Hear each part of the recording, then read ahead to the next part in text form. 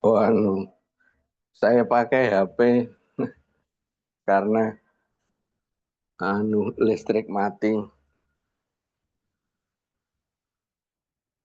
Assalamualaikum Ustaz, nggih Pak Ustaz. Ya nanti apa slide-nya dioperasikan ibu-ibu. Oh ya, Saya nggak bisa nih apa tethering caranya gimana Pak? Kodenya ya nggak tahu. Ya wis pakai HP saja. nanti diberikan tutorialnya Ustaz, tapi nanti aja mungkin. Tethering, belum tahu cara tethering Ustaz. Ya Bu apa kowe lab dulu ya sempat bisa pas sering-sering tapi sekarang sudah lupa. Oke, baik, nanti dibantu. Ya Nanti. wis saya pakai HP terus tapi slide-nya ibu-ibu yang mengoperasikan apa dulu kira-kira temanya apa pembatasan kelahiran apa pengobatan alternatif dulu. Bu Yani, pripun Bu Yani? Bu Yani, ini sudah gabung dulu belum? Ini sudah siap belum?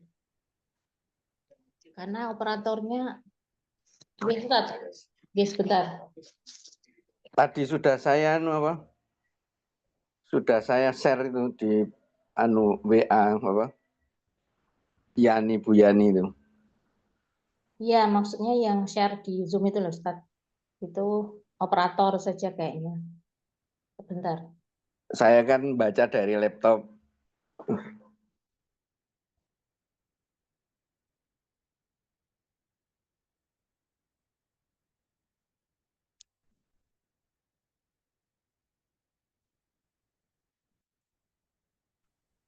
Saya nanti bantu untuk materinya di tayangkan ya Ustadz. Ya, saya baca terus nanti ibu-ibu yang saya next terus ibu yang memindahkan. Boleh Ustadz. Ya. Materinya apa dulu? Pembatasan kelahiran atau Ya, pengobatan alternatif? pengobatan alternatif mungkin ya. Ya, pengobatan alternatif dulu ya. Apa dimulai saja? Bagaimana? Kurang. Jadi nggak apa-apa dimulai saja. Oke, monggo. Beda.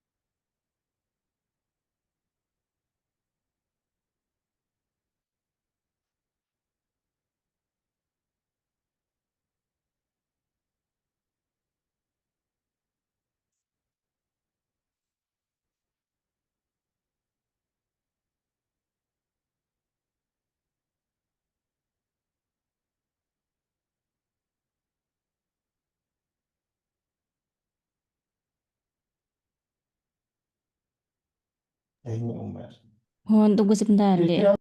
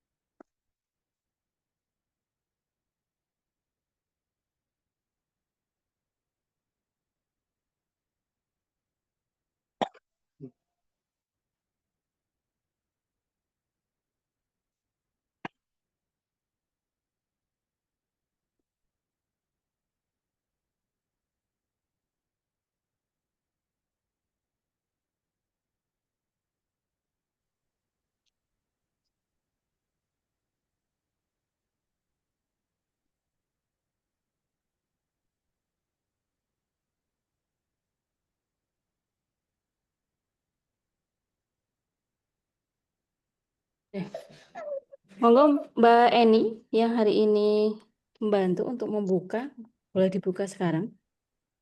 Oke, Mbak Yani.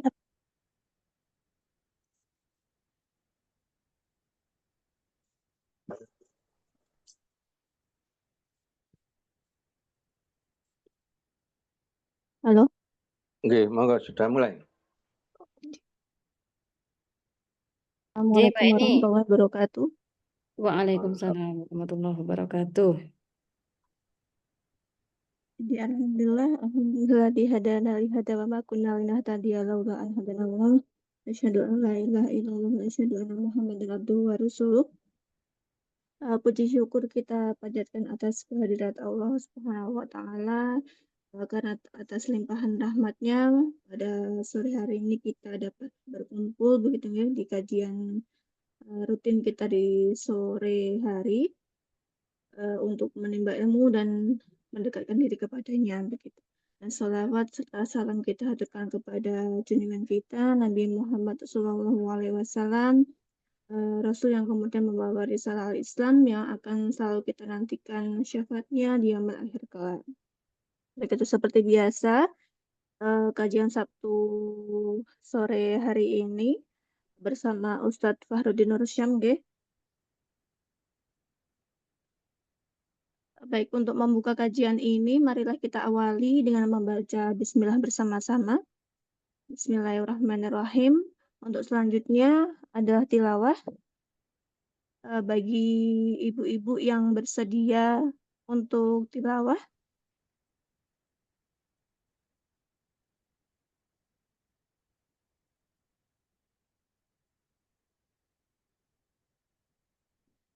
Apakah ada yang bersedia? Mungkin Mbak Yani mungkin.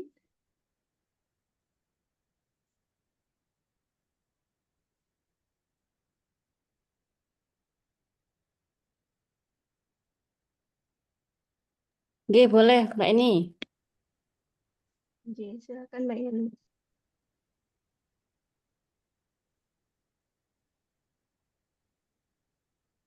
Oke. Mohon izin untuk membacakan beberapa ayat dari surat Ar-Ra'd. A'udzu billahi minasyaitonir rajim. Bismillahirrahmanirrahim. Alif lam mim ra. Tilka ayatul kitab. والذي أنزل إليك من ربك الحق ولكن أكثر الناس لا يؤمنون الله الذي رفع السماوات بغير عمد ترونها ثم استوى على العرش وسخر الشمس والقمر كل يجري لأجل مسمى يدبر الأمر يفصل الآيات لعلكم بلقاء ربكم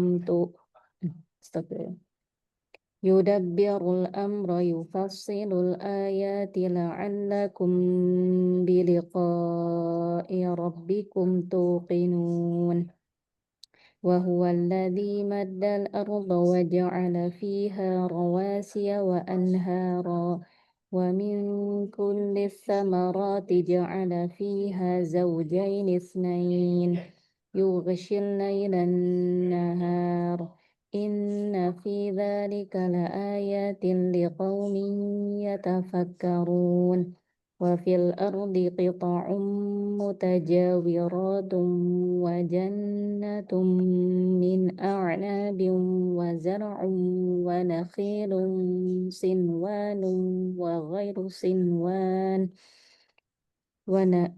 وزرع ونخيل صنوان وغير صنوان يسقى بماء واحد ونفضل بعضها على بعض في الأكل إن في ذلك لآيات لقوم يعقلون اللهم ارحمنا بالقرآن. تفضل.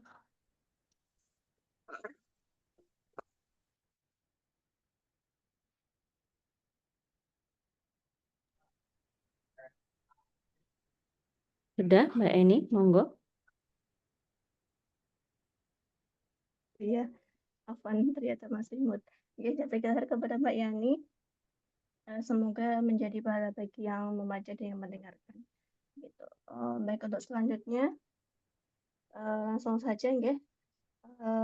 Kami persilakan kepada Ustadz Fahru dan Rusyan untuk menyajikan materi tentang fikih kesehatan muslimah gitu ya, dari pengobatan alternatif hingga perencanaan keluarga. Monggo Ustadz. Iya, terima kasih. Assalamualaikum warahmatullahi wabarakatuh. Alhamdulillahirabbil alamin wassalatu wassalamu ala asrofil anbiya wal mursalin Muhammadin wa ala alihi washabihi ajmain amma ba'd. Ini ada dua materi, mungkin sekilas-sekilas saja ya. Kita awali dulu dengan pengobatan alternatif. Definisi dari pengobatan alternatif itu pengobatan non medis ya, dikenal juga dengan pengobatan non medis, adalah pengobatan terhadap pasien tanpa melakukan tindakan medis atau penggunaan obat-obatan farmasi ya. Jadi mungkin dengan pijat, akupuntur atau hipnoterapi atau apa ya, terus tidak menggunakan obat-obatan farmasi tapi mungkin menggunakan herbal atau sarana yang lain. Secara umum baik itu alternatif maupun non alternatif itu secara umum diperbolehkan. Rasulullah bersabda, ya ibadallah, wahai hamba-hamba Allah, tadawau, berobatlah. Fa innallaha, karena sesungguhnya Allah lam yadu'daan, tidak menurunkan penyakit illa wadu'alahu sifaan, melainkan menurunkan untuknya sifaan, penawar atau obatnya, au qala dawaan atau obat. Hadis riwayat Tirmidzi disahihkan oleh Syekh Albani. Jadi tidak ada satu penyakit melainkan ada penawar atau obatnya. Itu slide pertama. Yang kedua, untuk pengobatan, macam-macam pengobatan, itu ada 3 jenis pengobatan alternatif. Yang pertama pengobatan dengan pijatan atau akupuntur dan sejenisnya. Jadi media atau alatnya itu ya pijatan, baik dengan tangan langsung atau dengan alat pijat ya, atau bahkan mungkin dengan tenaga prana atau apa ya. Terus yang kedua itu pengobatan dengan jamu atau obat-obat herbal dan sejenisnya. Dan yang ketiga itu pengobatan dengan kekuatan supranatural, ya misalnya ruqyah baik syariah maupun tidak syariah, juga mantra atau jimat dan sejenisnya. Itu jadi ada 3 pengobatan alternatif. Kita lanjutkan hukum pijatan dan sejenisnya. Jadi untuk pengobatan alternatif yang menggunakan media pijatan itu ya, secara umum hukumnya boleh, baik dengan alat maupun dengan tangan kosong, dengan syarat. Yang pertama, pasien dan terapisnya sejenis. Jadi kalau pasiennya perempuan ya tukang pijitnya ya perempuan. Jadi harus sejenis. Kalau pasiennya laki, terapisnya ya laki-laki. Terus kalau seandainya tidak ada, jadi adanya hanya tukang pijit laki-laki sementara pasiennya perempuan, ya diusahakan tidak ada kholwat. Berarti kalau pasiennya perempuan ya ada mahromnya yang menjaga, menemani, karena kholwat itu diharamkan ya. La yakhluwanna rajulun bimra'atin illa wa ma'ahadu mahromin ya. Tidak boleh seorang laki-laki berkholwat dengan seorang wanita kecuali didampingi atau disertai oleh mahromnya. Terus yang ketiga itu tidak ada penyingkapan aurat ya, karena pijit itu kan tidak perlu menyingkap aurat kalau pijitan itu ya. Jadi dengan apa, dengan lapisan kain atau apa, pijatan itu masih bisa. Jadi tidak boleh ada penyingkapan aurat. Yang keempat, penyakit yang diobati berpotensi sembuh dengan terapi ini. Dan ini yang harus kita ketahui ya, kadang ada pengobatan alternatif bisa menyembuhkan semua penyakit, bisa mengobati semua penyakit. Jadi yang boleh kita terapi dengan pijatan itu ya terapi yang memungkinkan sembuh dengan pijatan. Ya mungkin apa saraf kecetit atau apa itu bisa. Tapi kalau patah tulang terus dipijit itu ya malah ya nggak akan sembuh. Ya meskipun ada pijat apa itu sangkal putung, tapi itu kayaknya ya nggak terbukti ya secara nggak nalar gitu ya. Wong tulangnya patah kok dipijit biar nempel atau gimana. Jadi makanya kalau patah tulang ya nggak ada potensi sembuh dengan pijatan, ya kita nggak boleh menggunakan pijatan sebagai alternatif pengobatan. Jadi harus itu punya potensi sembuh dengan terapi tertentu. Terus bukan termasuk kai.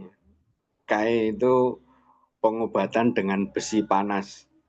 Dan memang dalam hadis dikatakan ya asifa'u fi thalatha, kesembuhan itu pada 3 jenis terapi.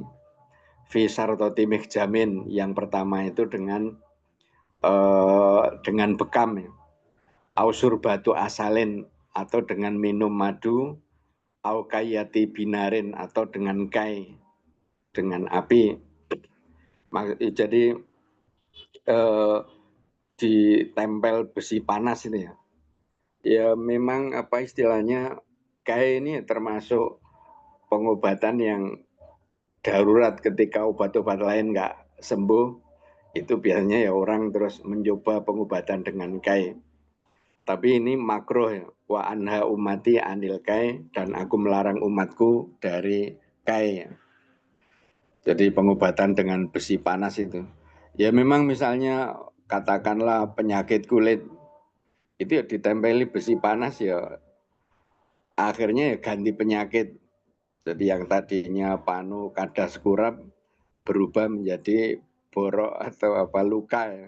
Dan mungkin menyembuhkan luka kadang bagi sebagian orang lebih cepat daripada menyembuhkan panu kadas kurap ya.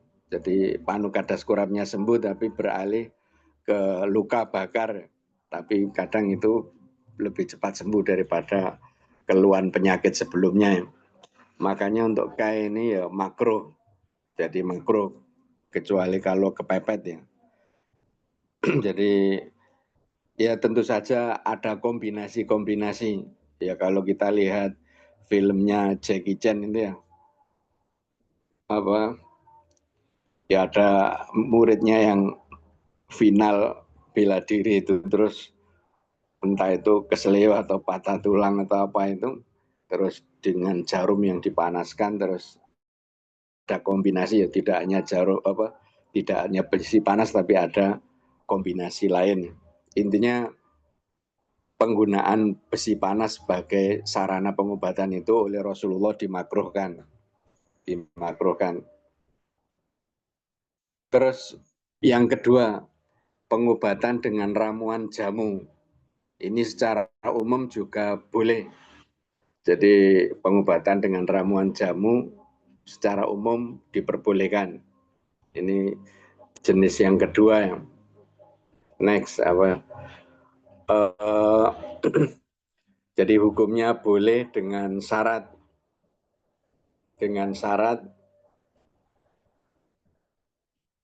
yang pertama dari bahan-bahan yang halal dan suci. Jadi kalau pengobatan dengan ramuan jamu itu dari bahan-bahan yang halal dan suci. Jadi enggak boleh dengan sesuatu yang najis atau haram. Karena Rasulullah pernah ditanya bagaimana berobat dengan arak misalnya. Kata Rasulullah, arak itu bukan obat tapi penyakitnya. Jadi karena apa itu haram, jadi berobat dengan yang haram itu tidak diperbolehkan. Terus mungkin pengobatan dengan darah kobra misalnya, itu juga tidak boleh karena darah itu haram dan ya tidak terbukti apakah itu obat ya. Jadi ya misalnya Ibnu Taimiyah ketika ditanya mengenai pengobatan dengan darah hewan, apakah itu boleh atau tidak ya. Jadi darah itu justru sarang penyakit ya. Jadi dalam hadis itu kan asyaiton fil insan yajri majrodam. Jadi setan pada diri manusia itu berjalan seiring aliran darah. Jadi ada yang memaknai setan itu berarti ya memang masuk ke tubuh itu dan lewat aliran darah, saluran darah. Tapi ada yang mengatakan setan di situ maksudnya hal-hal buruk atau penyakit-penyakit ya. Jadi darah itu ya tempatnya penyakit. Dan yang kedua, seseorang ketika emosi itu kan darahnya memuncak. Begitu juga ketika bersahwat itu ya darahnya mengalir ke satu titik. Jadi dikhawatirkan ketika seseorang itu berubah dengan darah kobra itu malah dia tidak mampu mengendalikan diri sehingga menjadi korban emosi dan syahwatnya. Jadi harus dari bahan-bahan yang halal dan suci. Terus tidak membahayakan dan tidak menimbulkan efek samping yang lebih besar. Seperti yang tadi darah kobra itu ya. Mungkin bisa jadi efek sampingnya ya lebih berbahaya. Dia menjadi orang yang secara psikologis ya tidak stabil ya, gampang marah, gampang bersahwat itu ya. Jadi terutama juga darah itu ya kan gampang membeku, kena panas atau suhu yang rendah saja itu sudah membeku dan darah yang membeku itu kan otomatis melindungi penyakit-penyakit yang ada di dalamnya sehingga orang kalau makan yang darah dikumpulkan terus digodok itu saren itu ya sama dengan makan penyakit. Jadi dari bahan yang halal terus tidak membahayakan atau tidak menimbulkan efek samping yang lebih besar. Terus yang ketiga, penyakit yang diobati berpotensi sembuh dengan terapi ini. Ya seperti tadi patah tulang terus minum jamu. Dulu ada tetangga saya itu ya dia operator jadi pemasangan kabel listrik dan seterusnya, terus dia jatuh dari tangga itu ya. Terus salah satu tulangnya itu retak, terus dia ada yang merekomendasikan minum yang vitamin C yang juga untuk suplemen tulang itu ya. Jadi minum itu terus ya. Ternyata ya akhirnya ginjalnya yang terkena ya, dan setelah itu ya harus cuci darah dan seterusnya ya.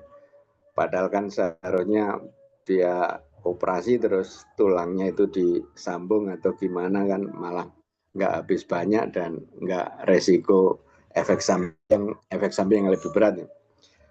Dan terapi ini memungkinkan karena dalam hadis tadi dikatakan kesembuhan itu pada 3, salah satunya itu surbatu asalin, minum madu. Dan kadang pengobatan dengan madu itu kalau pada zaman Nabi itu ya, ada orang datang, ya Rasulullah, saudara saya itu sakit perut, oleh Rasul disuruh minum madu. Ternyata sakitnya lebih keras, datang lagi ke Rasul, oleh Rasul disuruh nambah minum lagi. Terus semakin sakit terus oleh Rasul ya tetap disuruh minum madu dan mengatakan Sodaqallah wa kadzaba batnu akhika. Allah telah berfirman dengan firman yang benar dan perut saudaramu itu yang berbohong. Jadi kan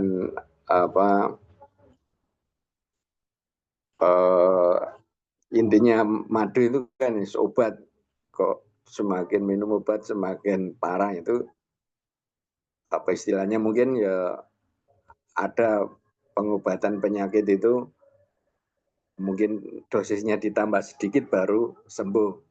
Jadi belum kunjung sembuh karena dosisnya belum memenuhi. Intinya pengobatan dengan madu itu sesuatu yang diperbolehkan.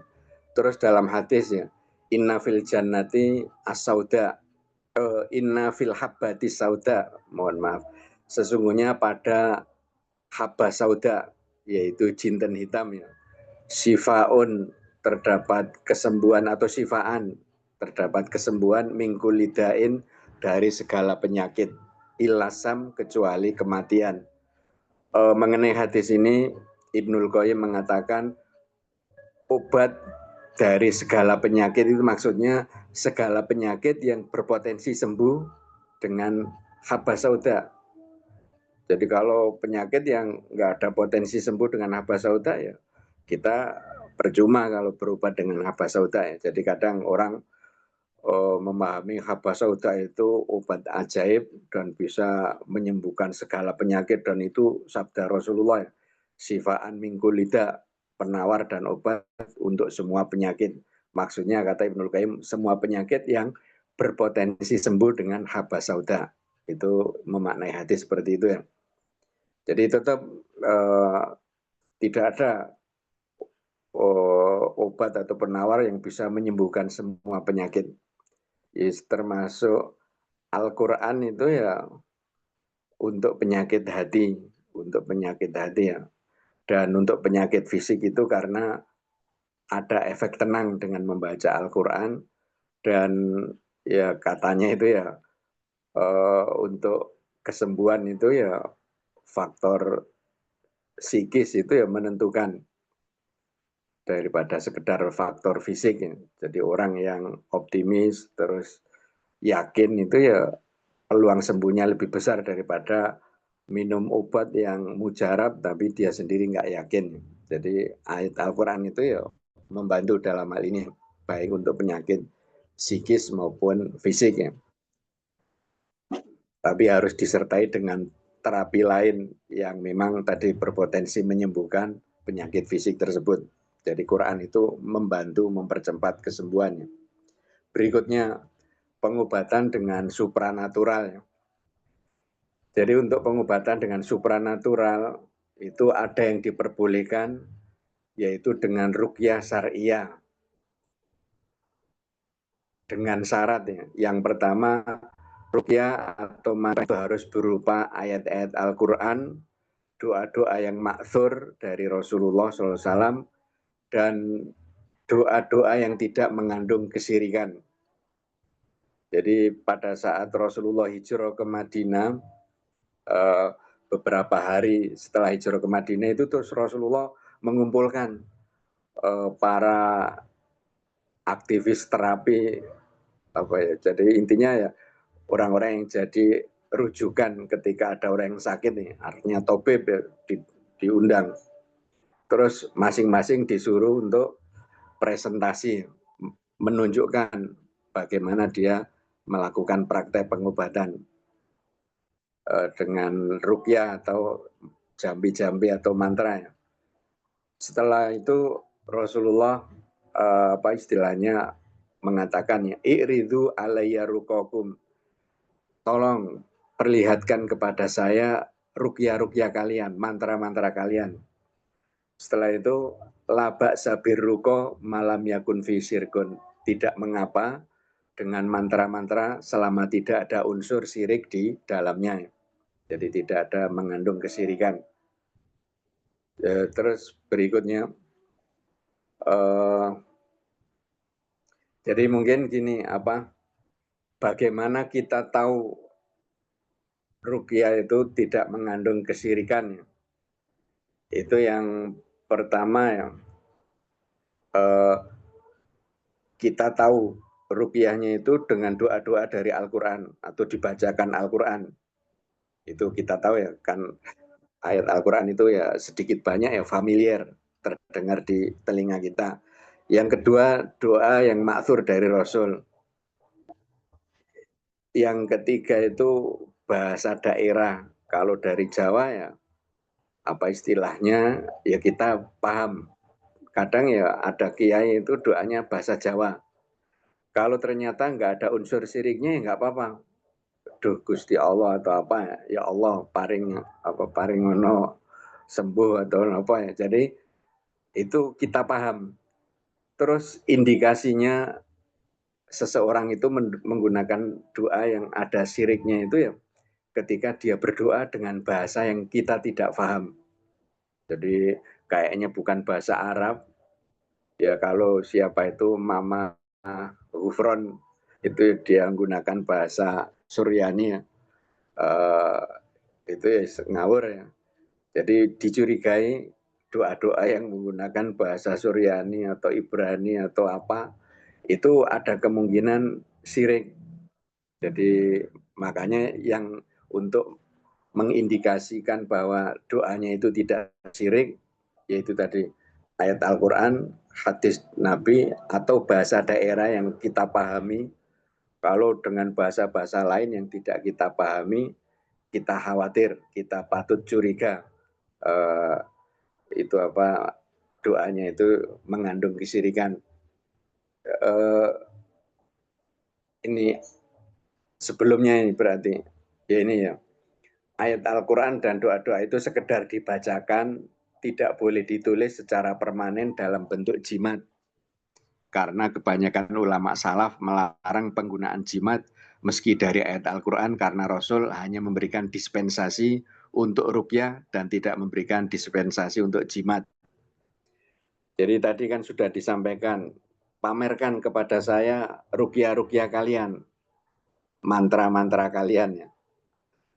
Jadi bukan dalam bentuk tulisan, tiwalah ya, tilawah itu tiwalah itu jimat ya.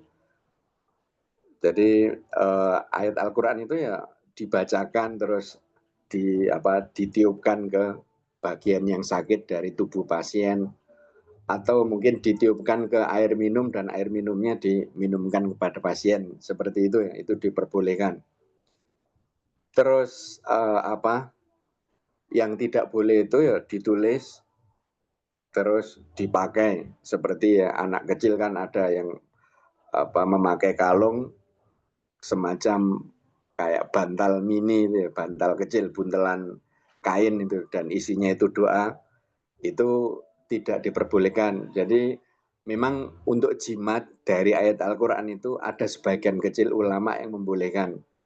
Tetapi berangkat dari kehati-hatian, sebagian ulama menolak jimat dari Al-Quran. Karena apa?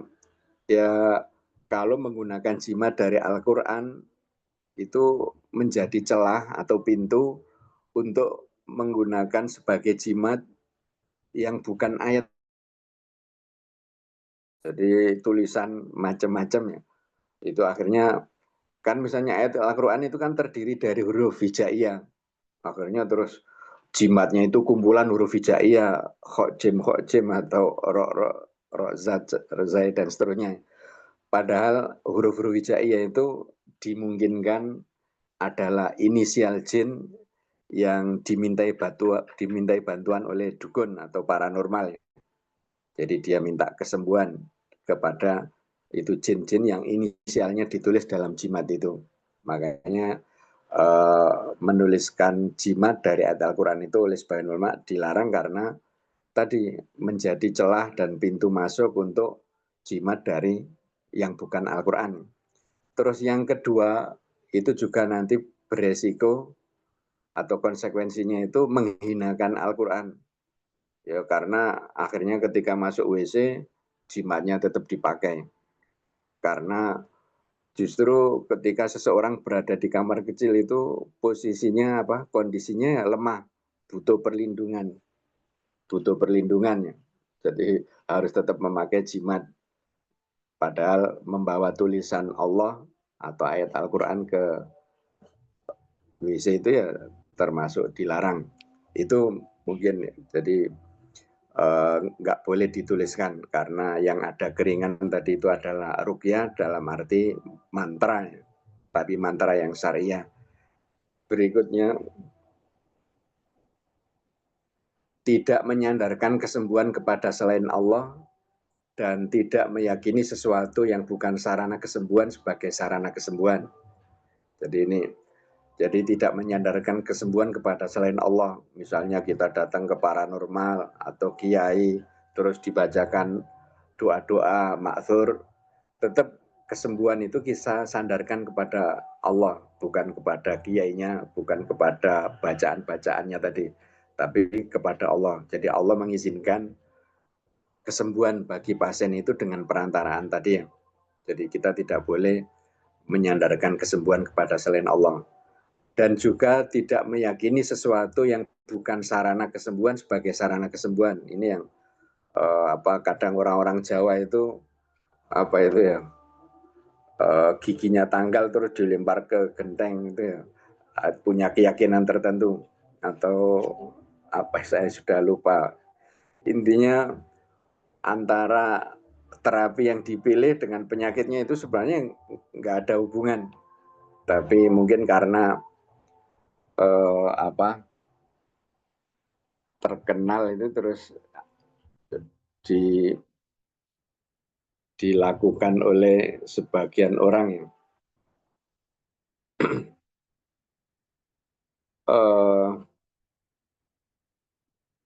jadi jadi sesuatu yang bukan sarana kesembuhan ya jangan kita yakini sebagai sarana kesembuhan. Ini masuk kategori syirik kecil ya. Jadi misalnya tradisi kalau kerokan itu kan ya ada, bahkan ada tesis atau disertasi mahasiswa S2 atau S3 itu yang bahas tentang kerokan ya. Meskipun di barat mungkin nggak mengakui, tapi ternyata ya turis-turis asing ya percaya ketika mereka masuk angin, di samping minum jamu tolak angin dan seterusnya itu mereka juga ada yang mau dikerok ya seperti kita. Dulu mungkin itu ya sebagian dokter mengatakan nggak ada hubungan dan itu bukan sarana kesembuhan untuk penyakit masuk angin, tapi ternyata ya secara ilmiah ya ada hubungan antara kerokan dengan masuk angin itu ya. Intinya itu harus tidak boleh meyakini yang bukan sarana kesembuhan sebagai sarana kesembuhan, itu termasuk syirik kecil. Terus idealnya ruqyah itu menjadi pengobatan pendamping untuk pengobatan secara medis ataupun pengobatan alternatif yang halal. Jadi kita minta doa kiai, minta doa ustadz itu sebagai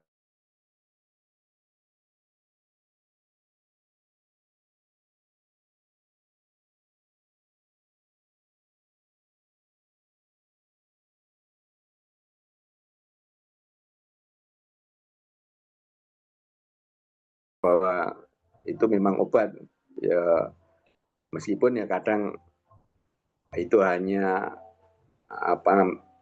sugesti dan seterusnya, tapi dunia mengakui misalkan ya ginseng Korea atau mungkin ya pasak bumi Kalimantan dan seterusnya itu ya Allah alam itu apakah sudah dilakukan uji lab atau apa yang memang itu obat-obatan herbal. Tapi yang penting selama secara medis bisa dipertanggungjawabkan itu bisa untuk obat alternatif ya. Dan pengobatan dengan ruqyah itu hanya sebagai penguat pendamping ya, untuk pengobatan-pengobatan menggunakan herbal atau pijitan ya. Kita lanjutkan. Apakah pengobatan dengan ruqyah syariah dapat menghalangi seorang hamba untuk masuk surga tanpa hisab? Ini ya perlu ya. Jadi ini ada hadis ini. Jadi Rasulullah itu menjelaskan bahwa ini saya bacakan hadisnya ya. Hadhi ummatuka, ini adalah umatmu. Wa ma'ahum sab'una alfan, dan di antara umatmu itu ada sab'una alfan, 70.000. Yadkhulunal jannah, mereka masuk surga bi ghairi hisab, tanpa hisab.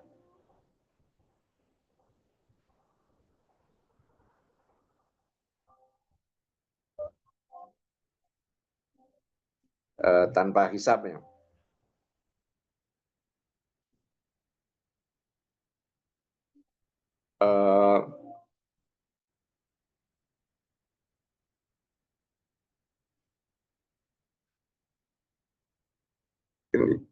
wala azab dan juga tanpa azab. Jadi 70.000 masuk surga tanpa hisab dan tanpa azab. Humul ladzina la yarqun, mereka itu adalah orang-orang yang tidak melakukan ruqyah. Wala yastarqun dan juga tidak minta diruqyah. Wala yatatoyarun dan mereka tidak tatoyur, pesimis. Wa ala rabbihim yatawakkalun dan kepada Tuhan mereka pasrah, ya, berserah diri. Jadi orang yang masuk surga tanpa hisab itu dijelaskan di hadis ini itu tidak melakukan praktek ini ruqyah dan tidak meminta diruqyah. Sehingga ada sebagian orang mengatakan orang yang minta ruqyah atau dia profesinya peruqyah itu tidak bisa masuk surga tanpa hisab. Tapi ini tidak benar. Jadi ada Syekh Abdul bin Bas itu mengatakan, ya mereka yang dimaksud tidak masuk surga tanpa hisab itu yang ruqyahnya syirkiyah, ruqyah yang syirkiyah, syirik. Tapi ini juga kurang tepat ya. Masa hadis itu kayaknya dibawa ke situ ya kurang tepat. Jadi begini, 70.000 yang masuk surga tanpa hisab itu ternyata gelombang pertama. Jadi yang masuk surga tanpa hisab gelombang pertama itu 70.000. Terus setelah itu kloter kedua itu ini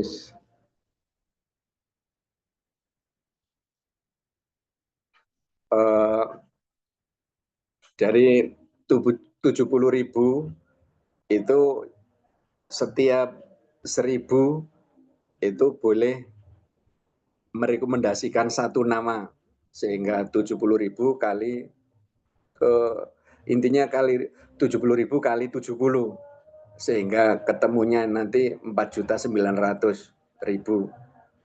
Anas bin Malik sendiri yang menghitung.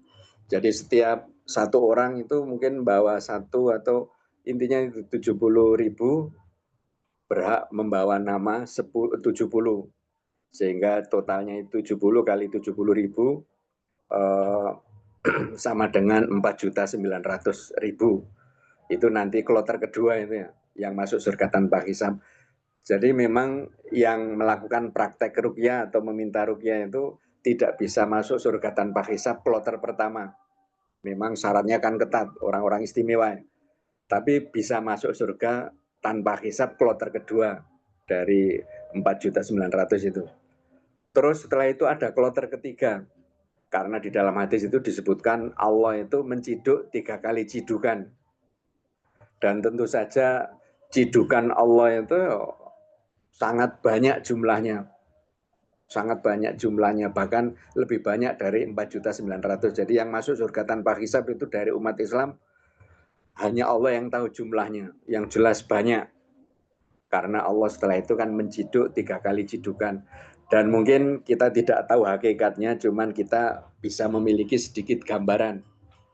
Jadi neraka itu ketika dilemparkan penghuninya ke dalam neraka itu minta tambah terus, hal min mazid itu. Oleh Allah ditambah lagi hal min mazid ya. Akhirnya Allah itu dalam hadis qudsi itu menginjakkan kakinya di neraka, terus neraka itu merasa kepenuhan sampai mengatakan kotu ya Rabbi, cukup wahai Tuhanku. Itu bisa kita bayangkan ya, istilahnya tumit Allah itu bisa memenuhi neraka yang ditambah berapapun itu selalu minta tambahannya. Jadi itu intinya yang masuk surga tanpa hisab itu sangat banyak, dan orang yang melakukan ruqyah syariah itu masih memungkinkan untuk masuk surga tanpa hisab, tapi bukan kloter pertama, tapi kloter kedua dan ketiga.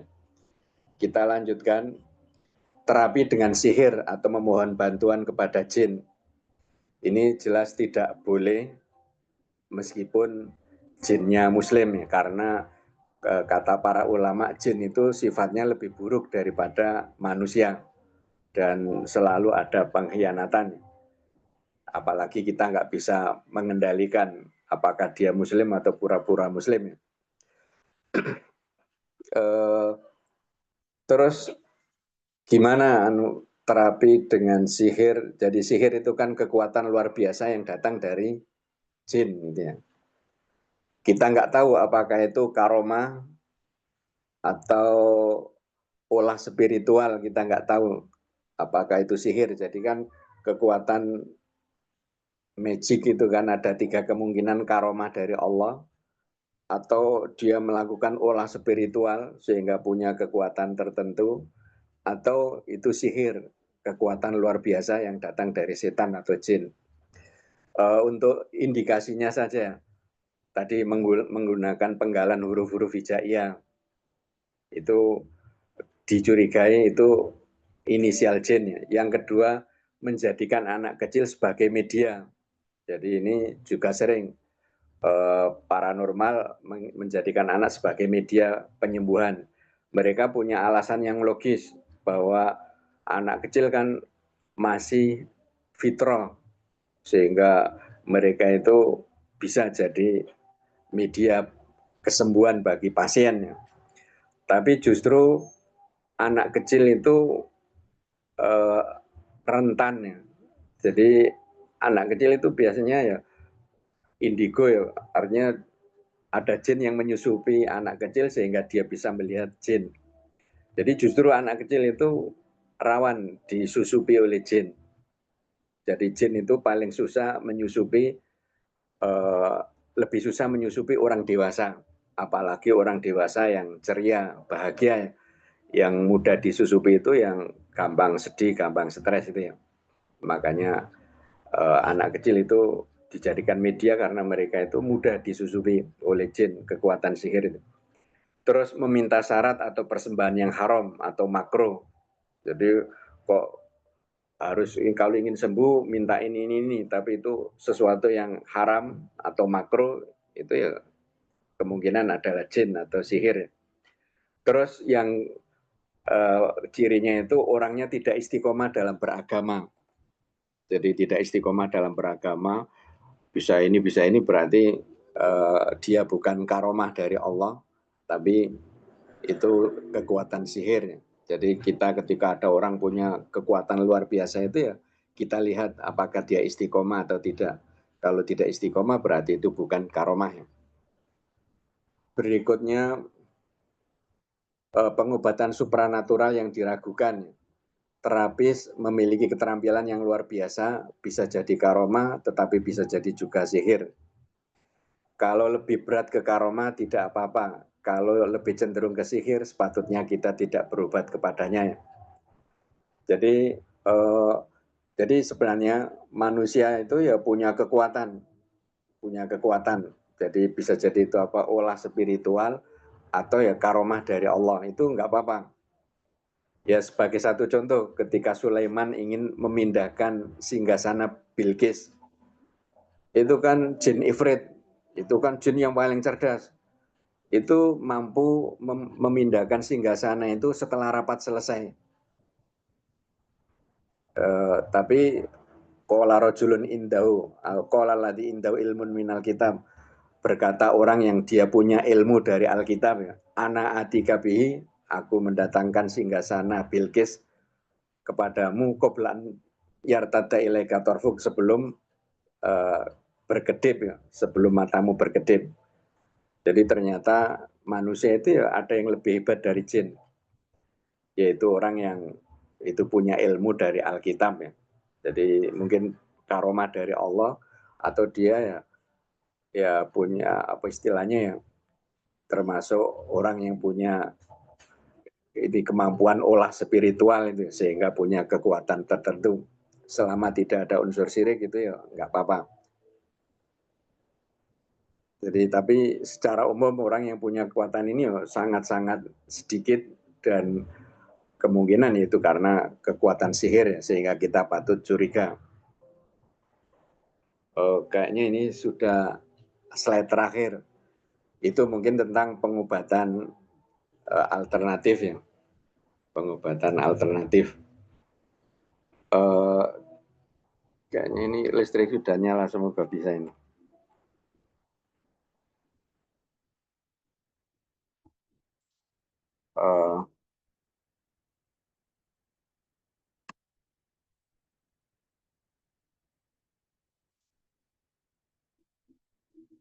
Saya coba buka Zoom.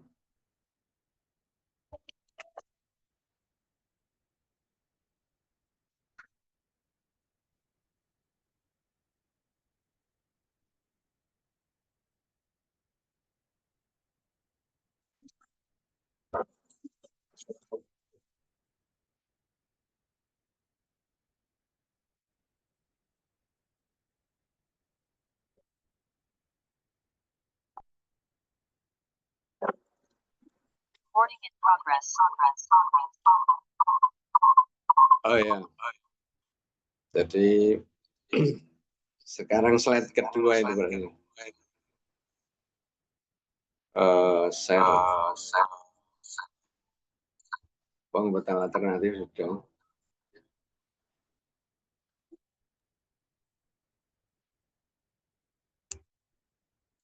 Oh ya, ini sudah ya. Saya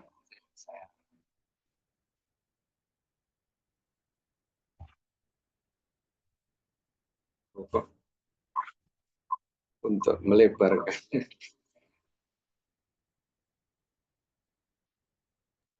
Maaf Ustaz, untuk yang di handphone dimatikan saja kalau begitu agar tidak.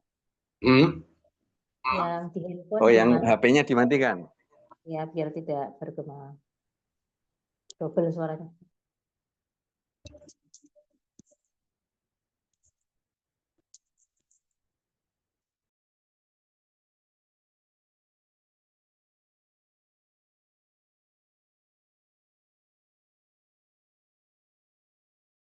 Tuh, kok mana sih?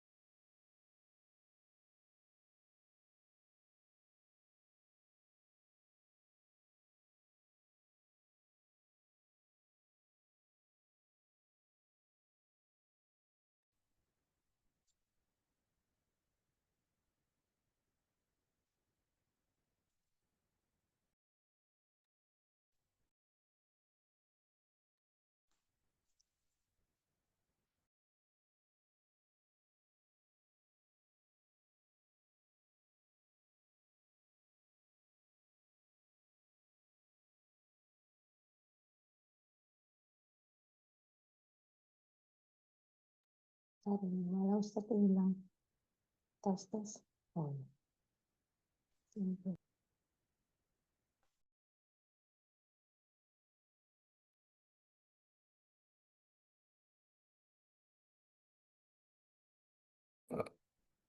Sudah, ini suara saya bisa didengar ya?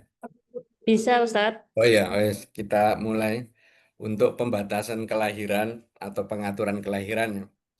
Secara prinsip, Islam menghendaki agar kaum muslimin menjadi umat terbesar di dunia dan di hari kiamat. Jadi Rasulullah bersabda, tazawwaju, menikahlah, al-wadud, dengan wanita yang besar kasih sayangnya, al-walud, yang berpotensi punya banyak anak ya.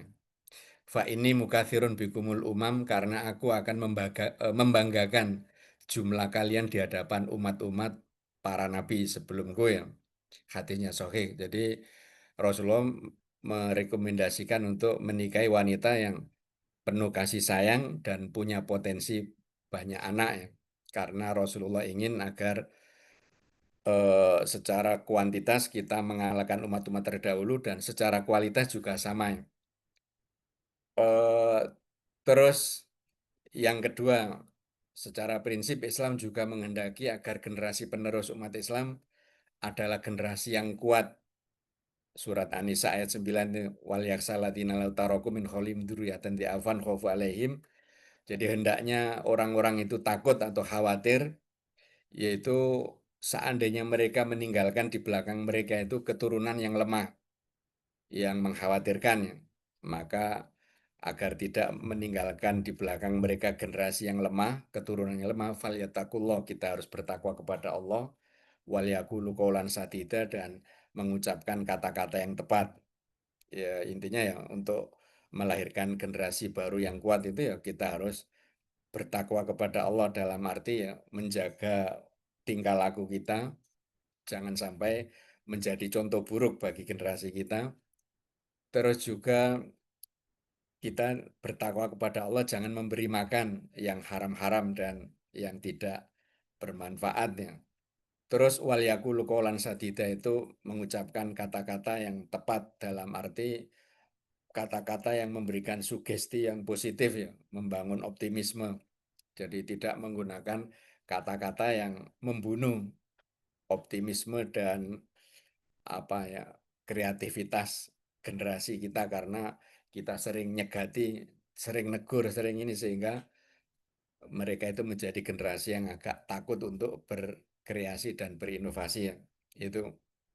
Berikutnya, pembatasan atau pengaturan kelahiran. Secara geopolitik, Barat ingin mengekspor potensi kehancuran mereka ke negara-negara Muslim. Jadi kalau kita lihat di Amerika, Eropa, mungkin juga Jepang, itu hampir jumlah kakek nenek lebih banyak daripada jumlah anak-anak kecil ya. Karena rata-rata pemuda-pemuda mereka itu ya nggak mau nikah, mereka nggak mau komitmen ya, nggak mau dibebani dengan komitmen untuk apa istilahnya merawat bayi dan seterusnya, sehingga mereka ya itu seks bebas, tidak ada komitmen tertentu ya. Terus juga malah muncul apa itu eh, bebas anak itu ya, aliran bebas anak ya, free child atau apa itu ya. Jadi bebas anak, nggak mau nikah ya nikah, tapi nggak ada anak. Terus juga yang laki suka laki, yang perempuan suka perempuan. Akhirnya ya nggak mungkin untuk punya anak ya.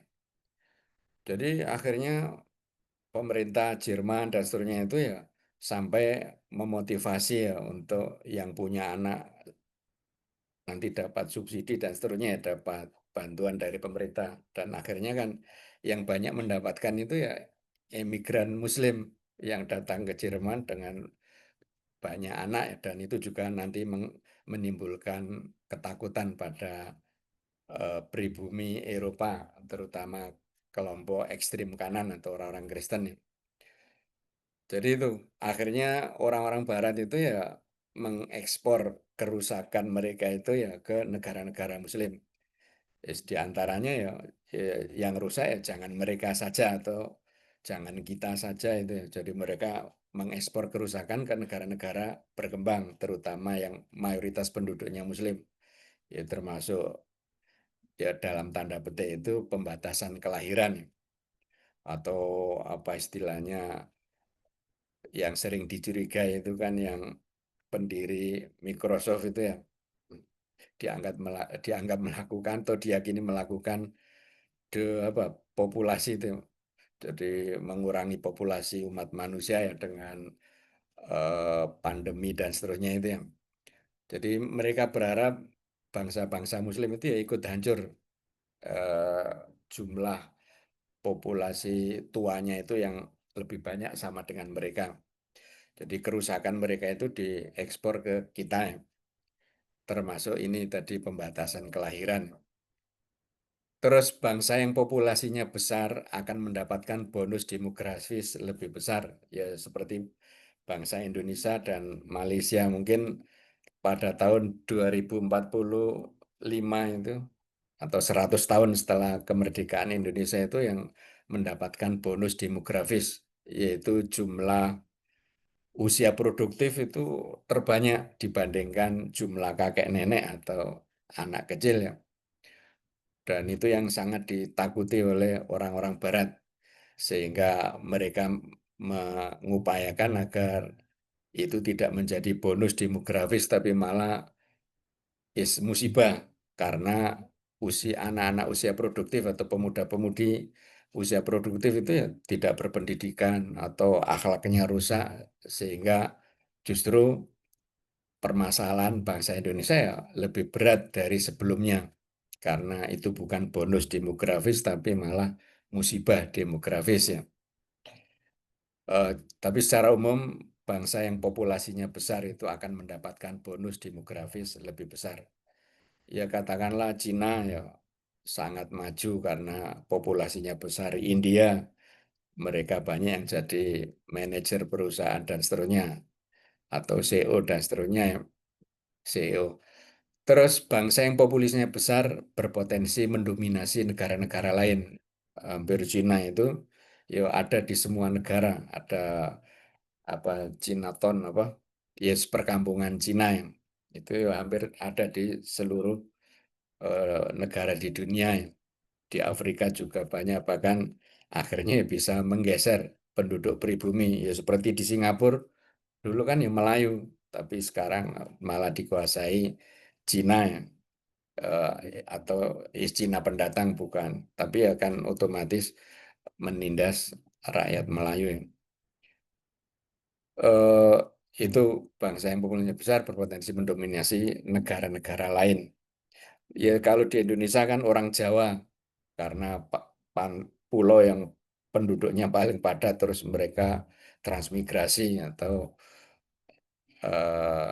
eksodus ke pulau-pulau yang ada di Indonesia, sehingga hampir di semua kepulauan besar itu ya ada orang Jawa. Jadi itu akhirnya kan ketika pemilu itu, wah ini kalau presidennya bukan dari Jawa ya sulit untuk menang calon presidennya itu kalau bukan dari Jawa.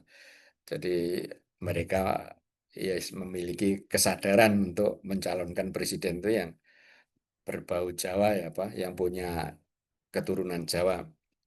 Kita lanjutkan hukum membatasi kelahiran ya. Jika pembatasan kelahiran ini dilakukan secara massal atau nasional, maka hukumnya tidak diperbolehkan. Jadi membatasi kelahiran atau mengatur jarak kelahiran itu boleh dilakukan kalau secara individual karena pertimbangan dan konsideran tertentu itu diperbolehkan. Kan kondisi ekonomi, kondisi kesehatan masing-masing orang kan berbeda-beda. Makanya pembatasan kelahiran atau pengaturan kelahiran kalau dilakukan secara individual nggak apa-apa. Karena ya tadi masing-masing punya problematika. Tapi kalau digeneralisir ya semua warga Indonesia harus melakukan pembatasan kelahiran, atau di Cina dulu kan seperti itu ya. Akhirnya keluarga yang istrinya mengandung anak ketiga itu langsung cari orang tua angkat ya, dan akhirnya diadopsi oleh orang luar ya. Karena kalau ketangkap itu ada sanksi yang sangat berat dari pemerintah Cina. Tapi setelah itu kan kekurangan penduduk ya Cina itu dalam batas tertentu ya kekurangan, sehingga kan bisnis propertinya juga mengalami gagal, terus akhirnya mengalami krisis itu ya, karena nggak ada yang beli perumahan-perumahan itu, karena ya tadi muncul apa ya itu tadi kevakuman generasi baru itu ya. Jadi intinya kalau pembatasan secara massal atau nasional itu tidak diperbolehkan. Jadi biarlah itu apa istilahnya ya hak untuk masing-masing keluarga untuk mengatur. Makanya kiai dulu di pesantren itu ya kita minta kepada Allah ya jumlah anak yang sekiranya kita mampu untuk ngopeni, membiayai dan merawat dengan sebaik-baiknya, sehingga antara kuantitas dengan kualitas itu ya berjalan seiring ya. Jadi kalau ada yang bisa ngopeni 8 ya nggak ada masalah punya anak 8. Kalau secara ekonomi dan yang lainnya bisa ngopeninya itu hanya 2 ya nggak apa-apa punya anak 2. Bahkan kalau hanya 1 ya nggak apa-apa punya anak 1. Intinya itu masing-masing keluarga yang memiliki pengetahuan atau pertimbangan khusus. Kita lanjutkan. cara mengatur kelahiran. Jadi ber-KB itu ada dua cara kontraseptif dan cara abortif. Untuk KB yang kontraseptif itu maksudnya mencegah bertemunya sperma dengan sel telur. Itu diperbolehkan dengan syarat ya. Dan ini kan sudah ada pada zaman Nabi yang dikenal dengan azl atau senggama terputus ya. Jadi sperma laki-laki dikeluarkan dari mulut rahim sehingga keluar di luar mulut rahim, sehingga ya nggak ada potensi hamil, Wong. Artinya sperma dihalangi bertemu dengan sel telur dikeluarkan. Jadi pada zaman Nabi itu sudah ada azl. Kata Jabir itu kunana zilu fi ahdi Rasulillah wal Qur'anu yanzil. Kami telah melakukan senggama terputus atau azl padahal Al-Qur'an masih turun. Jadi berarti kan diperbolehkan. Kalau seandainya nggak boleh pasti ada ayat yang melarang. Jadi cara kontraseptif itu diperbolehkan, yaitu mencegah bertemunya sperma dengan sel telur. Di sini ya misalnya sistem kalender. Jadi melakukan hubungan intim ya hanya di masa-masa yang tidak subur. Jadi ketika masa subur ya menahan diri. Tapi di masa yang tidak subur ya boleh melakukan hubungan intim, sistem kalender. Atau kondom. Karena dengan kondom itu terus terhalang sperma bertemu dengan sel telur atau azl yang tadi dicontohkan. Jadi hukumnya diperbolehkan dengan syarat berikut. Yang pertama, atas dasar keriduan bersama. Jadi itu kesepakatan suami istri. Wah kayaknya untuk 2 tahun ke depan kita belum siap punya anak kedua atau anak ketiga atau bahkan mungkin anak pertama ya. Kita belum siap. Akhirnya mereka sepakat untuk melakukan KB tapi kontraseptif ya. Jadi itu harus atas dasar kesepakatan bersama, terutama untuk jenis KB seperti azal itu kan tadi senggama terputus itu kan mungkin pihak perempuan yang banyak dirugikan ya karena belum memenuhi hasratnya sudah selesai ya. Jadi mungkin yang bisa menikmati hanya laki-laki ya, sementara perempuannya belum. Tapi kalau sudah ada kesepakatan bersama itu ya, akhirnya si istri ya memahami ya. Jadi tidak bisa optimal ya, karena suami harus mencabut dan mengeluarkan di luar. Terus tidak melibatkan pihak ketiga saat penggunaannya. Ya ini meskipun ya bukan, ya ini wajar misalnya KB pakai kondom ya tidak boleh minta tetangga untuk memasangkan, ini maksudnya pihak ketiga ini. Jadi ya karena itu aurat berat dan orang luar tidak boleh menyaksikan aurat berat kita itu ya. Jadi kalau suami istri kan bebas, nggak ada kendala. Terus tidak menimbulkan dampak negatif seperti pil KB ya. Bagi sebagian wanita kan ada yang wanita ya, KB-nya mengkonsumsi pil KB itu ya. Tapi setelah itu ada efek samping, mungkin suaranya jadi maskulin ya. Jadi suaranya jadi apa ngebas itu ya. Terus juga mungkin rambutnya rontok dan seterusnya. Maka sebaiknya ya tidak menggunakan KB dengan pil, mungkin dengan sarana yang lain ya. Jadi intinya tidak menimbulkan dampak negatif. Jadi seperti tadi misalnya azal terus ternyata akhirnya wanita nggak terpuaskan terus selingkuh. Ini berarti KB dengan azal itu kita tinggalkan ya, daripada terjadi perselingkuhan ya lebih baik punya anak daripada selingkuh ya. Terus tidak permanen seperti vasektomi, tubektomi yang apa memutus saluran sperma atau sel telur ya. Meskipun bisa disambung lagi tetapi ya wallah alam katanya itu kualitas sperma ya tidak seperti kan sperma itu istilahnya ya harus ini rutin dikeluarkan ya, karena ada mekanisme seperti itu ya. Makanya kalau tidak keluar saatnya keluar itu akhirnya mengalami mimpi basah. Jadi memang yang sehat itu yang itu tadi rutin apa istilahnya ya itu mengalami melakukan hubungan intim secara rutin dan tidak terputus di saluran yang di tali itu apa diputus itu ya sehingga kualitasnya akan berkurang. Kualitasnya akan berkurang dan mungkin setelah disambung lagi ya tidak bisa jadi tidak berkualitas sehingga tidak bisa menghasilkan anak dan akhirnya mungkin terjadi penyesalan. Jadi intinya KB kontraseptif ini tidak boleh secara permanen. Jadi hanya temporer ya.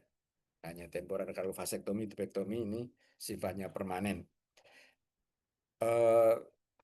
Ya kecuali kalau sudah punya anak sekian, terus kalau ada potensi kalau dia masih punya anak itu akan mengalami gangguan ya, karena melihat usianya ya sudah di atas 40 dan kok masih melahirkan sehingga akan terjadi hal-hal yang tidak diinginkan, maka boleh KB vasektomi tubektomi itu ya. Tapi kalau masih muda ya sebaiknya bukan vasektomi tubektomi. Terus yang kedua cara abortif yaitu menghancurkan sperma dan sel telur setelah bertemu. Ya seperti di sini KB spiral atau IUD itu ya. Jadi setelah bertemu terus dihancurkan. Itu nggak boleh. Terus minum pil terlambat datang bulan.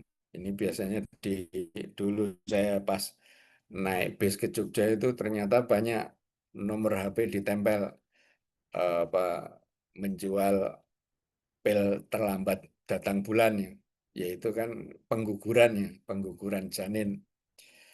Jadi ya nggak boleh minum pil terlambat datang bulan dan lain-lain hukumnya haram karena termasuk tindakan aborsi pada tahapan yang paling dini. Jadi menurut ulama aborsi itu ya ada tingkatan yang paling dini itu ya sperma bertemu dengan sel telur terus dihancurkan. Karena ketika sperma bertemu dengan sel telur itu sudah ada potensi kehidupan di mana sudah berubah menjadi nutfah dan nutfah itu kan tahapan paling awal, setelah itu akan menjadi alaqah, setelah itu akan menjadi mudghah ya. Dan seterusnya itu di tahapan-tahapan penciptaan manusia itu yang jadi tidak boleh menurut Imam Al-Ghazali ya, meskipun ya masih ada pro kontra, tapi pendapat yang lebih berhati-hati itu tidak boleh cara abortif itu ya. Terus menjadi boleh jika ada risiko yang lebih besar seperti keselamatan ibu yang terancam dan lain-lain. Jadi apa istilahnya ya mungkin menderita penyakit tertentu terus kalau dia harus mengandung dan melahirkan itu berisiko mengancam nyawa si ibu. Ya maka boleh ditempuh aborsi ya karena kita dihadapkan pada dua pilihan membunuh atau melakukan hal yang menyebabkan kematian ibu yang sudah menjadi manusia atau melakukan tindakan yang mengancam keselamatan janin yang menjadi calon. Tentu saja kan kalau dihadapkan pada dua pilihan yang sama-sama buruk itu ya yang melakukan perbuatan yang menyebabkan kematian ibu itu tentu saja lebih berat ya. Karena janin itu kan ya istilahnya masih potensi untuk menjadi manusia kalau ibu kan benar-benar manusia. Jadi kalau mendatangkan risiko yang lebih besar ya boleh dilakukan KB secara abortif ya. Mungkin itu dua slide, yang satu banyak, yang satu sedikit, tapi insya Allah bisa disimpulkan ya. Jadi yang kontraseptif mencegah pertemuan itu boleh dengan syarat-syarat yang tadi sudah disampaikan. Kalau yang abortif itu tidak boleh kecuali. Jadi kalau yang kontraseptif itu boleh kecuali, tapi kalau yang abortif itu tidak boleh kecuali. Jadi berarti yang tidak bolehnya itu lebih besar. Kalau yang kontraseptif itu bolehnya lebih besar. Itu mungkin barangkali ada pertanyaan dipersilakan. Oke, baik. Ibu-ibu sekalian, jika ada yang ditanyakan, bisa langsung. Saya boleh bertanya pakai suara saja bisa ya? Iya, Assalamualaikum. silakan. Baik, jazakillah Ustadz. Assalamualaikum warahmatullahi wabarakatuh. Ini pertanyaan mungkin di slide yang pertama ya, ini kasus nyata. Jadi terkait dengan yang pertama pokoknya yang jin jimat dan sebagainya itu nggih. Jadi memang keluarga kami itu kejawen gitu ya, dan saya kurang tahu seperti apa sejarahnya, tapi memang almarhum dari nenek moyang saya itu meninggalkan keris gitulah ya, dan keris itu memang saya simpan 2 gitu ya. Nah, saya simpan 2 sebagai ini aja ingatan gitu ya, ini punya mbah-mbah nah seperti itu untuk hal yang tidak ada, insya Allah tidak syirik-syiriknya gitu ya.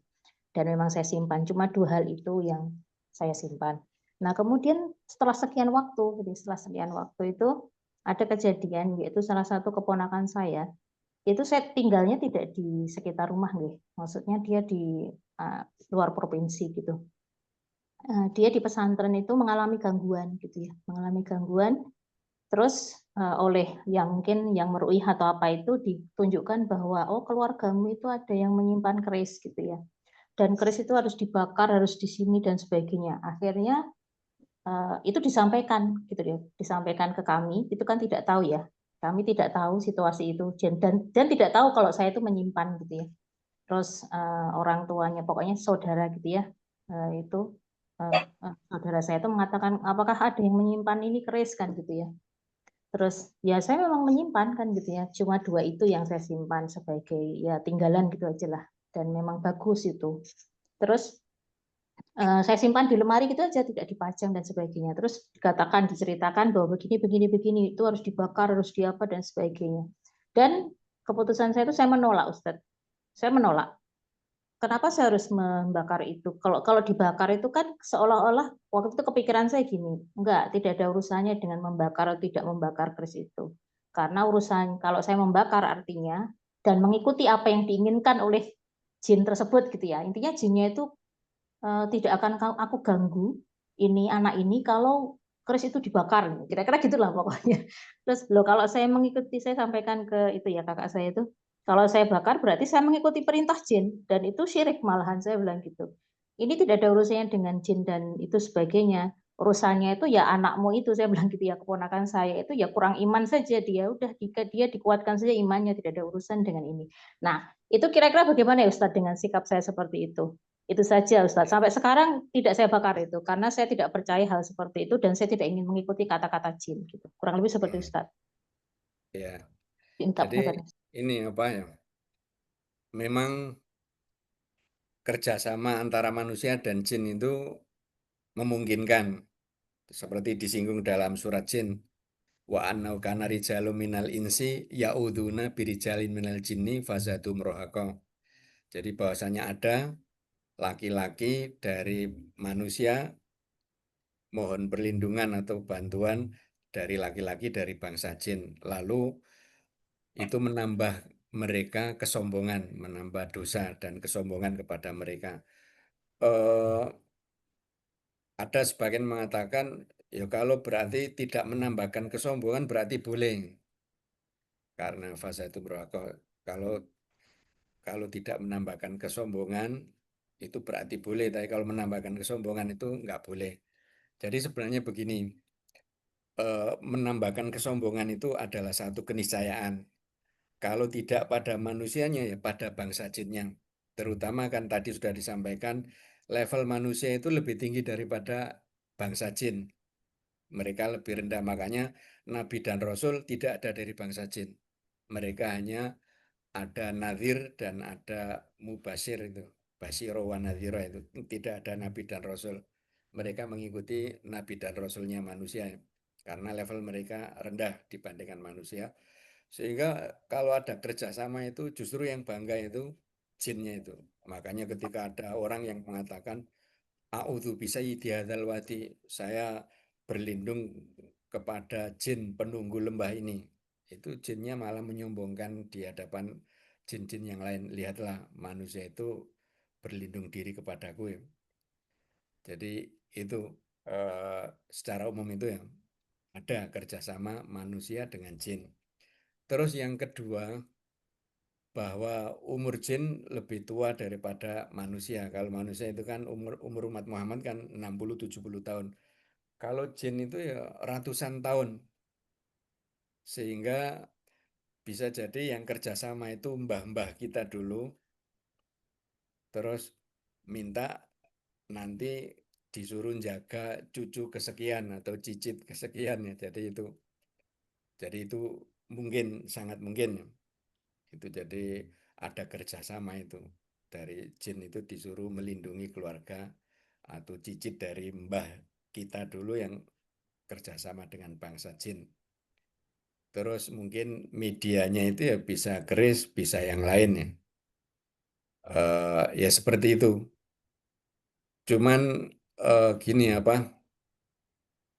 Ya itu tadi tergantung kita. Kalau apa istilahnya? Kalau kita istilahnya misalkan ya kita nggak eman-eman misalnya keris dibakar karena jadi tempat jin, ya nggak apa-apa kita bakar. Dan apakah itu nggak termasuk menyia-nyiakan harta?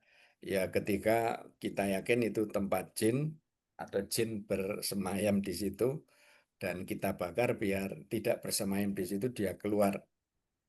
Karena apa istilahnya, jin itu juga punya bos. Dan bos ini biasanya kerjasama dengan dukun. Dan kalau jin itu ada indikasi atau gelagat mbalelo terhadap dukun, dukun melakukan pendekatan kepada bos jin agar menekan anak buahnya, tidak macam-macam. Makanya ketika dukun itu terkena gangguan, itu ya dia harus pergi ke dukun yang lain karena yang ngerjain itu ya jinnya sendiri ya. Jadi harus ditundukkan oleh dukun lain yang punya jin yang mungkin lebih tinggi kastanya itu ya. Ya seperti itu. Jadi intinya ya dibenarkan kalau seandainya membakar dan seterusnya, dan itu tidak termasuk apa istilahnya menyia-nyiakan harta. Menyia-nyiakan harta ya. Karena ada hal yang lebih besar lagi tadi ya, yaitu tadi kekhawatiran syirik. Dan apa istilahnya itu ya dilakukan juga oleh para peruqyah. Ya seperti di MTA itu kan yang sudah gabung dengan jamaahnya itu terus mengumpulkan keris-keris peninggalan orang tua terus dibakar. Sehingga yang tadinya kerisnya bisa berjalan ya menjadi keris yang biasa. Itu salah satu ya diperbolehkan kalau yakin dengan cara itu. Terus yang kedua, bahwa kita yakin dengan kekuatan iman kita tidak perlu membakar keris karena kita anggap bahwa keris kalau dalam wujud yang sempurna tidak terbakar kan harganya lebih mahal. Misalnya kalau dibakar ya harganya jadi jatuh, bahkan nggak laku dijual. Jadi dulu ada katanya itu ya, ada keluarga yang kerisnya bergagang emas itu ya laku 300 juta ya. Jadi padahal itu ya untuk kolektor yang tidak percaya dengan kekuatan magic yang ada di dalamnya, tapi itu murni karena apa ya, itu sebagai benda peninggalan bersejarah itu ya, terutama yang bisa ditelusuri ini milik si A atau si B dari pahlawan zaman dulu ya. Jadi intinya kalau yakin dengan kekuatan iman kita, terus juga kita bisa mengusir dari keris itu dengan doa-doa kita ya nggak perlu membakar. Jadi kita mungkin kerisnya ya kita simpan di tempat yang sering kita gunakan untuk ngaji dan untuk sholat. Bisa seandainya ada jin di dalamnya dia akan kabur kepanasan ya. Jadi itu ya nggak apa-apa, itu ya pilihan. Jadi intinya mau membakar atau tidak itu ya harus tadi masing-masing orang itu melakukan sesuatu itu berdasarkan kemantapan. Jadi tidak hanya asumsi kata orang dan seterusnya. Jadi kalau memang memilih jalan tidak membakar ya kita harus mengeluarkan jinnya dari keris itu kalau memang ada, ya dengan tadi, dengan bacaan Al-Quran sehari-hari kita gunakan kita sholat malam ya dekat keris itu ya. Kalau ternyata nggak ada reaksi apa-apa, ya itu berarti ya bisa jadi ya fitnah dari jin. Karena ya sama dengan dukun. Ketika ada yang kesurupan dan seterusnya, oh ini gangguan dari si A atau si B. Akhirnya terus keluarga yang pasien itu terus balas dendam, ngirim santet ke orang yang menurut dukun dialah penyebabnya. Jadi kita ya nggak boleh diadu domba oleh jin itu.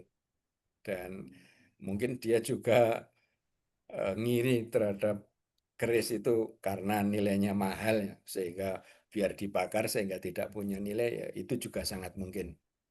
Jadi intinya itu, yang penting itu kita kalau mau istilahnya menempuh opsi pertama ya kita harus yakin bahwa keris atau apa daripada kita ngoleksi dan ada subhat macam-macam kita bakar saja, tidak ngoleksi. Tapi kalau kita ngoleksi karena punya nilai budaya, nilai ini dan seterusnya, tanpa kita mempercayai kekuatan magic yang ada di dalamnya, terus kita juga punya keimanan yang kuat, ya nggak ada masalah. Jadi terutama memang ya keris itu ada kekuatan yang jadi ada nalarnya sedikit ya, ada nalarnya misalnya jadi keris itu ada yang bisa untuk ngusir jin karena dia terbuat dari logam yang ada campuran meteor. Padahal meteor kan dulu digunakan untuk melontar jin yang tumbuk-tumbukan untuk mencuri informasi dari langit ya. Jadi itu ya ada sisi logisnya itu ketika keris itu dibuat dari campuran logam ini yang meteor itu ya, batu meteor. Jadi ya sangat mungkin. Jadi intinya ya seperti itu. Kita lakukan opsi A atau opsi B itu ya yang penting kita mantap sehingga tidak menimbulkan penyesalan atau efek tertentu ya pada diri kita dan keluarga kita. Mungkin itu jawaban dari saya. Wallahu a'lam. Ada pertanyaan lain? Ya, baik Ibu. Apakah ada pertanyaan yang lain? Izin tanya ya Ustadz. Oke, monggo. Ini apa namanya? Kalau pengobatan yang ruqyah itu apakah hanya bisa dilakukan oleh laki-laki? Terus kalau misalkan apa namanya? Yang diterapi itu perempuan gimana? Boleh atau enggak gitu kalau terapisnya itu laki-laki? Sama apa namanya? Batas-batasannya seperti apa terkait ini misalkan bagian yang sakit itu pada bagian yang biasanya tertutup aurat gitu. Nah, pada saat penyembuhannya itu, misalkan ada juga selain membacakan Al-Quran, tapi ada juga apa namanya, sentuhan misalkan gitu ya, atau dipijit juga gitu. Itu boleh nggak misalkan disentuh, Iya. sama kalau bagiannya ditutup aurat umumnya gitu. Iya. Ya, jadi untuk ruqyah syariah itu tidak dominasi laki-laki ya, perempuan juga bisa ya, nggak ada masalah. Terutama untuk pasien perempuan itu ya malah bagusnya ya peruqyahnya itu ya perempuan juga. Dan kayaknya ada di video YouTube itu ya. Terus kenapa kok kebanyakan laki-laki ya itu tadi, karena wanita kan mengalami haid, mengalami nifas ya. Dan pada saat itu kan libur sholat. Dan pada saat haid itu kan eh, Allah alam ya setan jin itu ganggu si wanita itu. Makanya kan sebagian ulama diantaranya Ibnu Abbas membolehkan wanita yang haid itu untuk tetap membaca ayat-ayat yang jadi perlindungan, wirid perlindungan. Jadi wanita haid boleh membaca Qul a'udzu birabbil falaq, Qul a'udzu birabbin nas, ayat kursi itu untuk perlindungan diri. Itu Ibnu Abbas membolehkan karena pada saat itu ya secara psikologis itu mungkin agak labil ya, gampang emosi dan seterusnya juga itu menjadi kesempatan setan untuk menundukkan wanita ya. Misalnya terus digoda untuk Itu kalau akhirnya kan darah haid, darah nifas itu bisa jadi sarana pendekatan diri kepada jin untuk mendapatkan kekuatan yang luar biasa. Jadi kenapa kok tukang sihir itu malah kebanyakan wanita? Makanya dalam surat Al-Falaq itu min syarri naffatsati fil uqad, dari perempuan-perempuan tukang sihir yang sedang melakukan praktek sihir itu.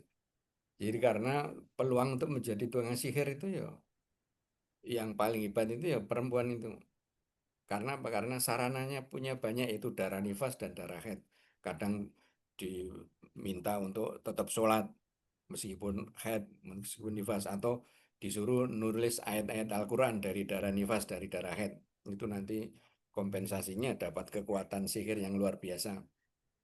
Makanya kan sejak kecil kan yang dikenalkan pada kita itu ya nenek sihir, bukan kakek sihir. Karena yang dominan itu ya perempuan. Juga kalau sekarang itu kan di pinggir-pinggir jalan itu ya Mak Erot itu ya, jadi ya ada terapis-terapis lain itu ya cucunya Mak Erot, tetangganya Mak Erot dan seterusnya. Jadi intinya itu kenapa kok banyak laki-laki yang jadi tukang ruqyah sementara wanita jarang, itu sebenarnya ya mungkin itu bisa jadi faktornya itu, tapi ya boleh wanita jadi tukang ruqyah, terutama kan awalnya jadi pasien terus sering dapat gangguan-gangguan, akhirnya dia melakukan perlindungan diri dengan maksurat pagi sore, dan akhirnya dia punya perlindungan, dan akhirnya dia bisa menularkan perlindungan itu kepada orang lain, sehingga akhirnya dia buka praktek dan seterusnya. Itu ya sangat mungkin perempuan seperti itu ya. Jadi tidak hanya laki-laki. Mungkin itu ada pertanyaan lain tadi itu. Saya jawabannya sekedar ya mungkin itu cukup. Barangkali ada di chat ini ada satu ini apa? Ini dari Bu yang tadi, Ustaz. Oh sudah. Oh sudah. Atau dari Bu yang lain adakah pertanyaan lagi? Izin bertanya Pak Ustadz. Oke. Ya, silakan Ibu.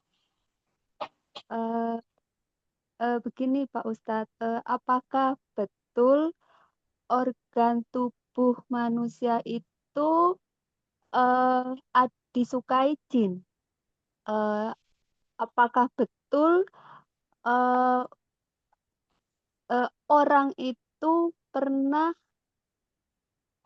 istilahnya apa ya, memuja jin, terus akhirnya organ tersebut dikuasai jin dan itu bisa menurun pada turunannya berikutnya. Begitu Pak Ustadz. Matur Ya. suwun. Ya, terima kasih. Jadi begini apa? Tadi sudah disampaikan bahwa secara intelektualitas dan seterusnya itu level jin lebih rendah dari kita, atau secara kemuliaan ya.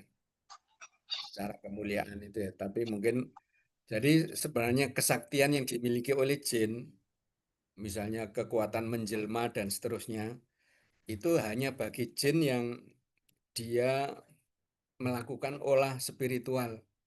Kalau kita ya berguru apa, latihan silat atau apa ya. Jadi kesaktian itu diperoleh bagi jin yang memang melakukan olah kanuragan. Itu jadi tidak semua jin punya kesaktian ya.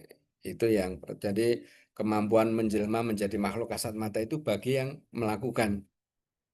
Dan itu kemampuan tertinggi itu masih lebih rendah dari malaikat. Kalau malaikat kan anugerah dari Allah kepada para malaikat, sehingga semua malaikat bisa menjelma menjadi makhluk kasat mata, dan hasilnya juga beda. Kalau malaikat itu menjelma menjadi makhluk kasat mata dalam wujud yang paling sempurna, seperti hadis Jibril menjelma menjadi laki-laki yang ngajari apa itu Islam, apa itu iman, apa itu ihsan. Itu kan sosok yang itu Sadidus Sawadis Sa'ri, rambutnya sangat hitam rapi, Sadidul Bayadhi Thiabi, pakaiannya sangat putih dan tidak ada bekas-bekas perjalanan. Bahkan seringkali Jibril ketika menghadap Rasulullah itu dalam wujud laki-laki Dihya Al-Kalbi. Dihya Al-Kalbi itu ya sahabat Nabi yang cakep banget ya. Sehingga kalau beliau ke masjid itu anak-anak gadis ya ngintip dari jendela ya karena saking tampannya. Jadi itu, tapi kalau jin kan menjelma menjadi manusia itu ya biasanya tidak sempurna. Cantik tapi kakinya kaki kuda, atau cantik tapi punggungnya bolong sehingga dinamakan sundel bolong. Cantik punggungnya nggak bolong tapi nggak bisa jalan tegak sehingga dijuluki suster ngesot dan seterusnya ya. Jadi itu jin yang menjelma menjadi makhluk kasat mata tapi tidak bisa sempurna. Dan jin kita apa istilahnya melihat jadi fisik jin yang sesungguhnya, rupa jin yang sesungguhnya itu katanya ya menakutkan. Saya sendiri wallah alam nggak tahu, tapi itu rupa jin. Jadi Jibril datang kepada Nabi itu kan dalam wujud penjelmaan. Kalau wujud aslinya Jibril itu ya sayapnya berapa itu 600 ya, dan sayapnya itu memenuhi ufuk. Jadi dan seterusnya itu wujud asli malaikatnya. Jadi Jibril ketemu itu dalam wujud lain, menjelma menjadi manusia biasa. Jadi wujud jin itu katanya ya menakutkan, atau istilahnya itu gondoruo itu ya. Kalau nama gondoruo itu ya asli jin itu ya. Jadi menakutkan.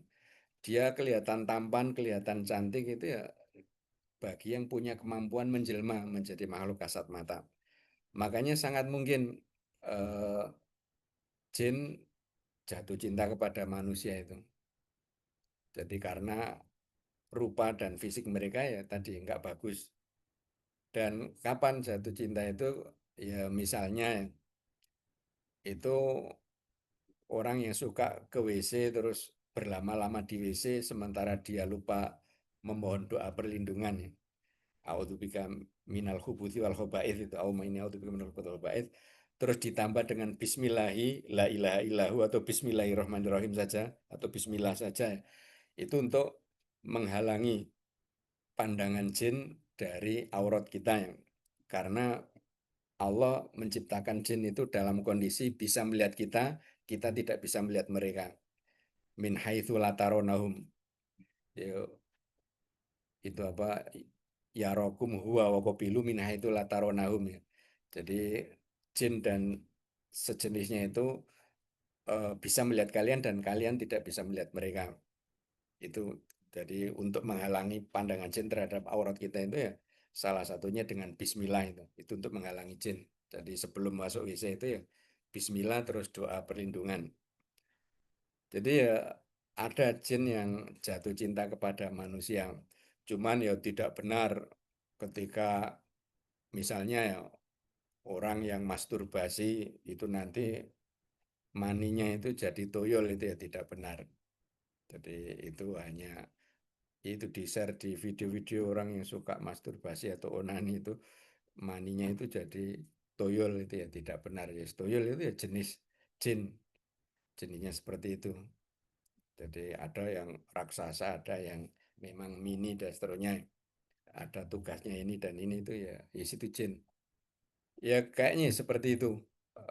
Jadi sangat mungkin ada jin yang jatuh cinta. Ada juga yang mungkin manusia yang jatuh cinta kepada jin karena taunya itu jin yang tampan. Karena itu bukan wujud asli tapi jelmaan jin yang menjelma. Jadi misalnya ada orang kerjasama dengan jin, itu kebetulan jinnya gay itu ya. Taunya itu dia kan dikenal kayaknya sebagai kiai karena sakti. Ketika sholat ditanya sholat di mana, di Mekah. Kalau nggak percaya ini dia ambil kurma atau pelepah kurma ya. Ternyata taunya itu bukan karomah ya, ketika bapak yang sakti itu meninggal dunia terus anaknya yang soleh itu didatangi. Dulu ayahmu itu dapat kesaktian itu dari saya. Kalau kamu ingin sakti seperti ayahmu ya kamu harus memenuhi syaratnya. Syaratnya apa? Ya kamu harus hubungan intim dengan saya. Jadi berarti itu jin gay dan itu ngerjai ayahnya untuk jadi gay demi dapat kesaktian. ya ada cerita-cerita seperti itu. Jadi ya mungkin jin jatuh cinta kepada manusia dan manusia jatuh cinta kepada jin itu ya ada dan mungkin. Eh, tapi ya apakah itu atau nikah juga dalam tanda petik itu mungkin. Jadi ya kan kalau cerita Israiliyat itu ya Bilqis itu ya menikah dengan jin atau hasil anak jin dan manusia dan seterusnya, tapi itu ya tidak benar. Intinya ya mungkin secara nalar ya mungkin karena itu dua makhluk yang meskipun berbeda alam tapi berdekatan. Jadi ghaibnya jin itu paling dekat dengan alam sahadanya manusia. Dan ternyata jin juga punya kemampuan menjelma, berarti kontak fisik itu ya memungkinkan. Berarti kalau nikah ya mungkin. Tapi apakah itu boleh secara syariah ya jelas tidak boleh. Karena ya pertama itu ya bukan makhluk sejenis ya apa bukan dari bangsa manusia ya. Nikah itu ya laki-laki perempuan yang sama-sama manusia. Jadi secara fikih ya nggak boleh, tapi secara hukum alam itu ya mungkin. Itu mungkin jawaban dari saya. Wallahu alam. Mungkin sudah cukup ya. Nggih, Ustaz. Ya, monggo di. Nggih, saged diakhiri niki nggih, Ustaz. Nggih. Nggih, karena waktunya juga sudah mendekati maghrib nggih. Baik, sebelum diakhiri, izinkan saya untuk merangkum kajian sore kita hari ini. Yang pertama tentang pengobatan alternatif nggih, maupun medis maupun alternatif itu sama-sama diperbolehkan. Dan ada beberapa cara untuk yang pengobatan alternatif. Yang pertama akupuntur, yang kedua dengan jamu, yang ketiga dengan supranatural ataupun ruqyah syar'i dan non syar'i gitu. Untuk akupuntur ini ada beberapa syarat.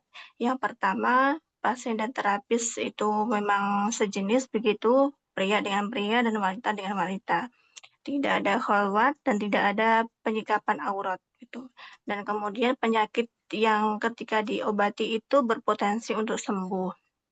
Dan syarat yang terakhir ini tidak termasuk kekai begitu, yakni dengan besi panas karena hal itu makruh begitu nggih. Untuk yang pengobatan yang kedua adalah dengan jamu. Syaratnya juga ini ya, ada beberapa syaratnya. Yang pertama bahan yang dipakai itu halal dan suci dan juga tidak berbahaya dan tidak punya efek samping gitu.